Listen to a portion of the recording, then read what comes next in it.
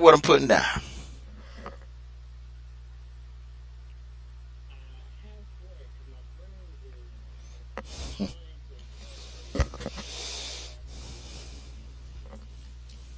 Hmm.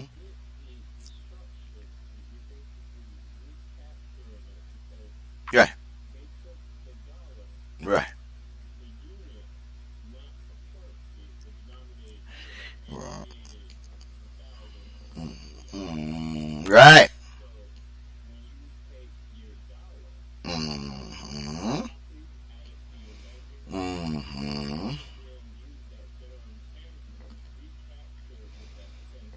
Hmm. Correct.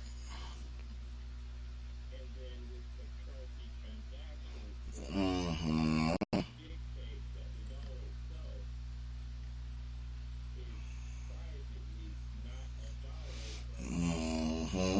Hmm. Correct. Right.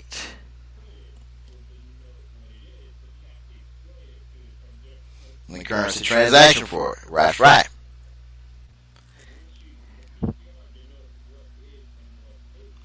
That's right. That's right. That's right. The section of the federal. That's right. There you go. Beautiful.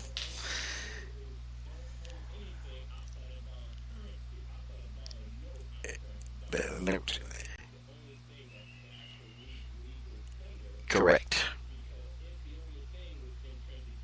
Correct.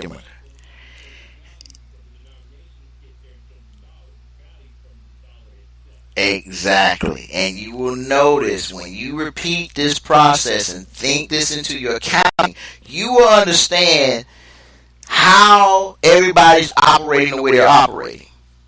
And then you know exactly where you fall into that fold. No controversy whatsoever.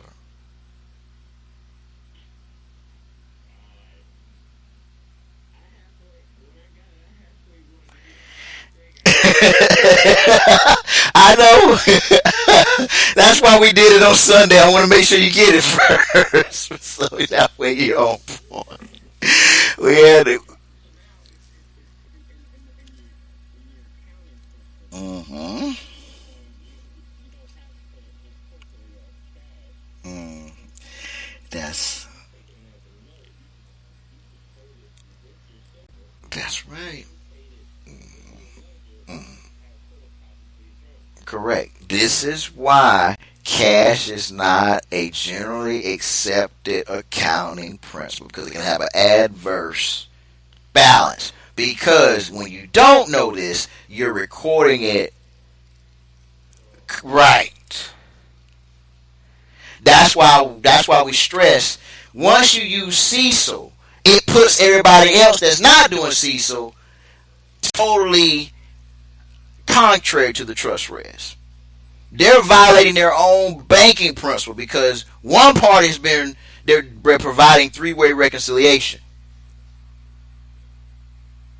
So it's not up for debate anymore. The lawful legal money is exactly what it is. You're either using lawful legal money or you're not. And in our case, we have to use lawful legal money because we're not going to add to the debt clock, if you follow what I'm saying. That is a very lucrative business. And yeah, that's why I started out this training with Miss Catherine talking about FASB 56, the missing money, and what they're doing. Because what you finna hear, this is why Cecil is in effect and why Cecil is affecting the banks accounting.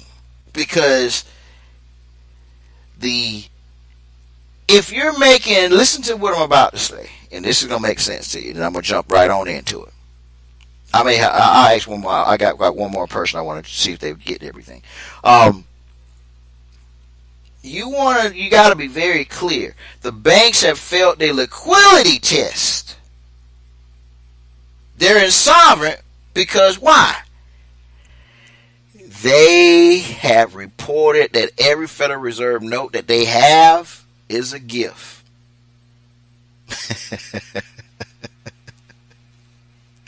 They enjoy the gift. They can't lend money that they don't have. They can only lend credit. And you became a liability to them under the Franken-Dodd. And your accounting is substantiating it, unless you're doing CECL. That's the beauty, but the curse. If you're doing CECL, you get all the glory. If you're not doing CECL, you're going to get all the pain.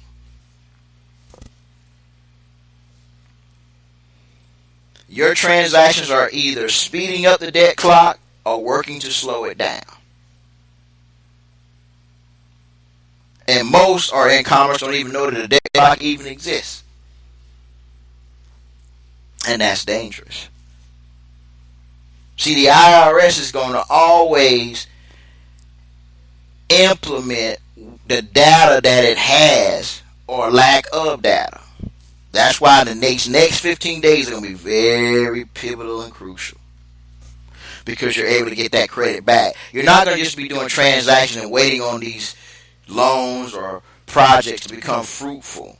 You're going to walk away the minute you ink everything with a tangible that you can bank and leverage.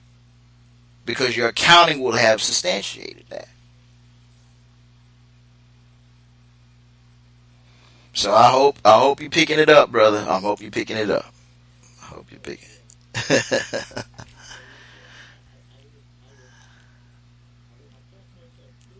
Uh-huh.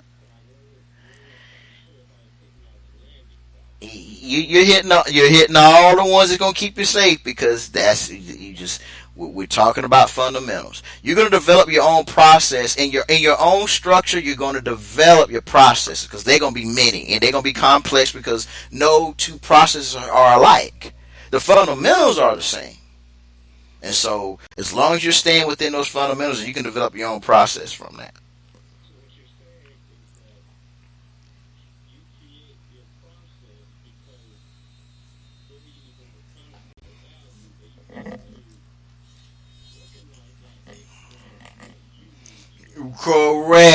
Correct. So you can bring a balance, right?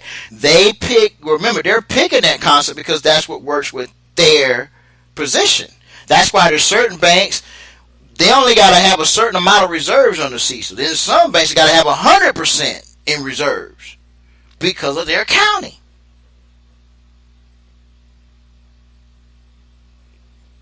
So you become the sliding ruler.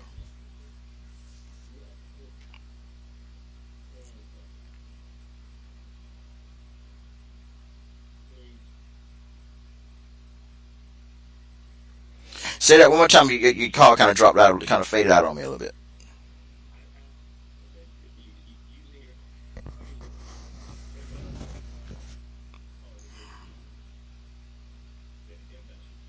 Right. You're able to utilize that. Your internal accounting is going to be the thing that's going to determine exactly where you are as terms of current expected credit losses, how you're leveraging them. It's going to totally substantiate your position.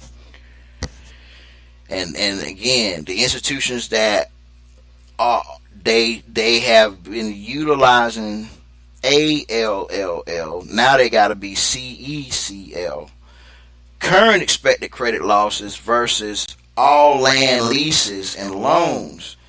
They didn't substantiate those loans and leases when they took them on.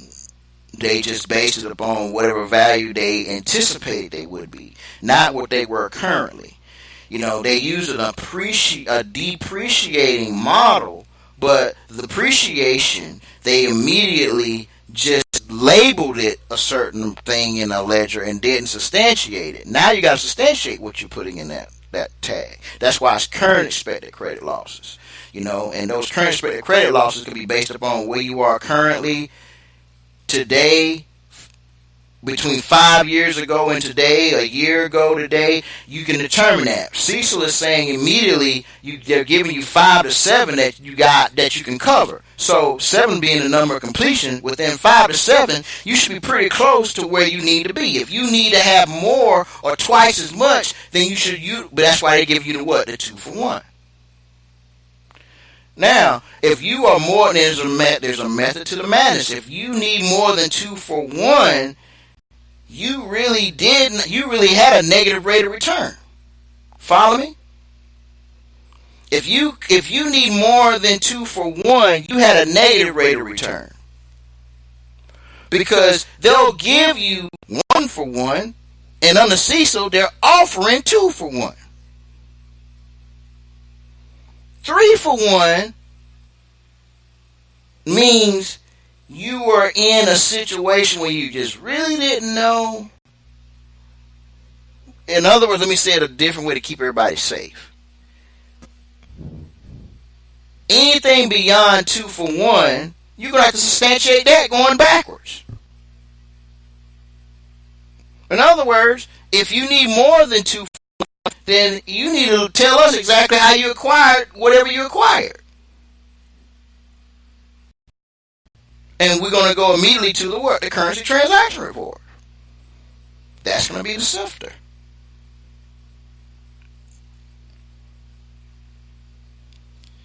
I picked up what I dropped in that. If you need more than 2 for 1, they're immediately going to hold the bank accountable. I hope you caught that. Did I say that out loud? Yeah, I did. If your accounting merits that you need more than 2 for 1 to bring balance, now they're not looking at you no more.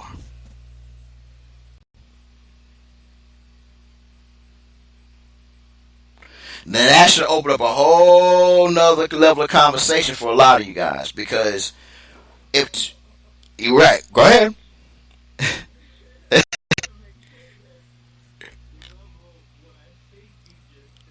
Uh-huh.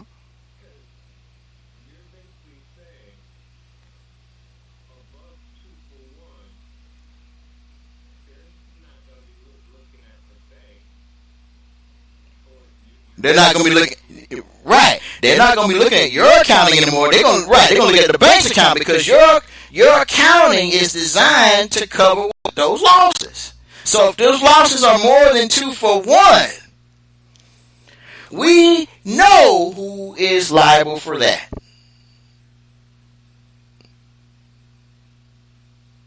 This is why being an accountant, being forensic, that's right.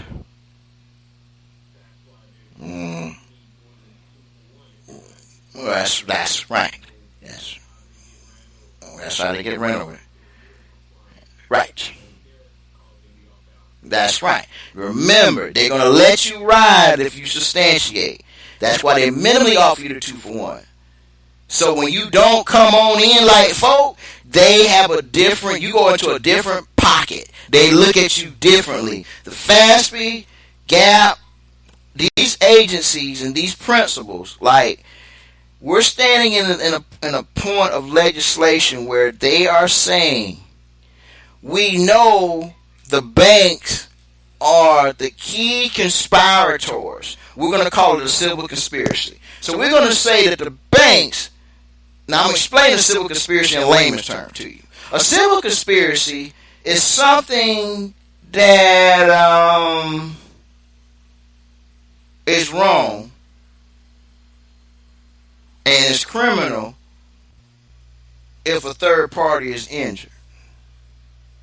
But if 2 individuals conspire to do it, and there is no true quote-unquote injured party, even though it's not lawful, it's legal and not criminal.